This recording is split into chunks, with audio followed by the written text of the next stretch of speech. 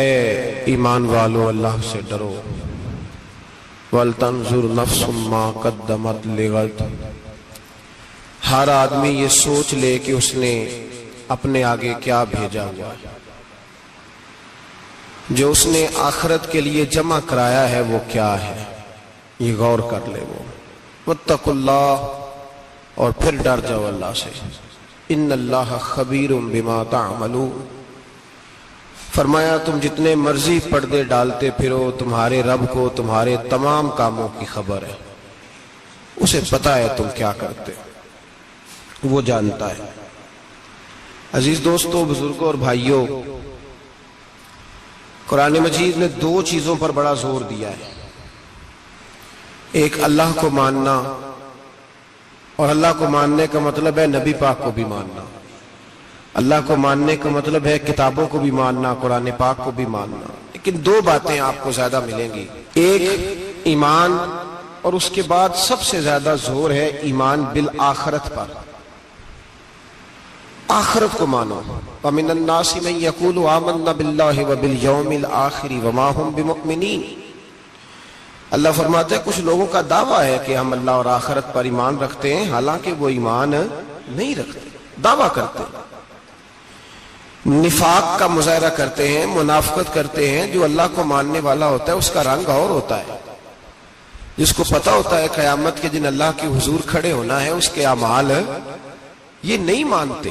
कहते हैं हम मानते हैं, पर मानते, दावा है कि हम मानते हैं आखिरत को भी और अल्लाह को भी, पर नहीं मानते। क़यामत कायम होना जरूरी है। अगर वक़ूए क़यामत ना हो तो जालिम की तो मौजें लग गई। जाबिर तो मौज करेगा, फासिक और फाजिर तो कहेंगे दुनिया में भी हम अपने इक़्तिदार के जोर पर जीते रहे, आज भी हमें पूछने वाला कोई नहीं। अकलन नकलन क़यामत का कायम होना जरूरी है। क़यामत कायम होगी तो मजलूम को उसके जुल्म पर दाद रसी की जाएगी और जालिम को सजा मिलेगी। एक आदमी सारी जिंदगी दुनिया के अंदर लूट मार करता रहा, धोखा फरेब फराड करता रहा, उसकी रातें शराबो कबाब में गुजर गईं, वो मरे और बात खत्म हो गई, ठीक है, मौज करके चला गया। एक आदमी सारी जिंदगी उसने अल्लाह तबारक व तआला की रिजा के लिए अपनी नजर की हिफाजत की, जुबान की हिफाजत की, यहां तक कि दिल की भी हिफाजत की, वो भी मरे तो मामला खत्म हो गया। इस तरह तो फिर सरकश का कुछ बनेगा ही नहीं। निजामे जिंदगी सारी इसकी सोच खत्म होकर रह जाएगी अगर कयामत कायम नहीं होती। कयामत का कायम होना हक है, इसलिए कुरान मजीद ने एक जगह पे नहीं 20 जगह पे यह बयान फरमाया है कि कयामत जरूर कायम होगी।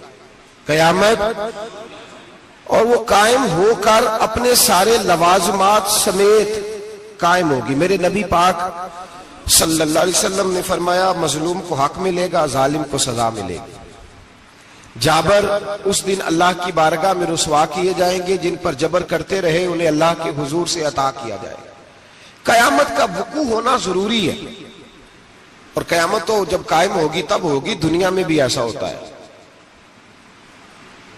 जुल्म का अंजाम ठीक नहीं होता, जबर का अंजाम, झूठ की जिंदगी लंबी नहीं होती,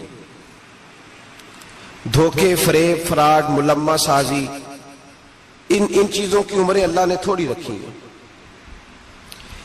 वक्ती तौर पर जालिम को, धोखेबाज को, जाबर को जो मोहलत मिलती है वो समझता है मेरी सियासत काम कर रही है, वो समझता है मैं बड़ा दाना हूं, बड़ा चालाक हूं, देख लो इतने जुल्म के, जबर के, धोखे के बावजूद बना हुआ हूं। हालांकि अल्लाह की तरफ से उसे मोहलत मिलती है और बड़ा ही मेहरबान है। मोहलत इस तरह देता है कि मेरे नबी पाक अलैहिस्सलाम ने फरमाया जब मेरा मुसलमान नेकी करता है तो अल्लाह फरिश्तों से फरमाता है 70 गुना बढ़ा के लिख लो इसकी नेकी, 70 गुना। और जब गुनाह करता है तो अल्लाह फरमाता है ठहर जाओ अभी लिखना ना, इसे टाइम दो। या अल्लाह कितना? फरमाया 24 घंटे तो दो, हो सकता है तौबा कर ले, ये उसकी मेहरबानी है। अब वो जो अल्लाह ने मोहलत दी है ना कि शायद तौबा कर ले, लोग समझते हैं मेरी चालाकी की वजह से निजाम सेट चल रहा है, मैं बड़ा तेज हूं, 2 4 5 बातें बोलता हूं सब सही हो जाता है। लोग उसको अपनी दानाई समझ लेते हैं, हालांकि वो अल्लाह की तरफ से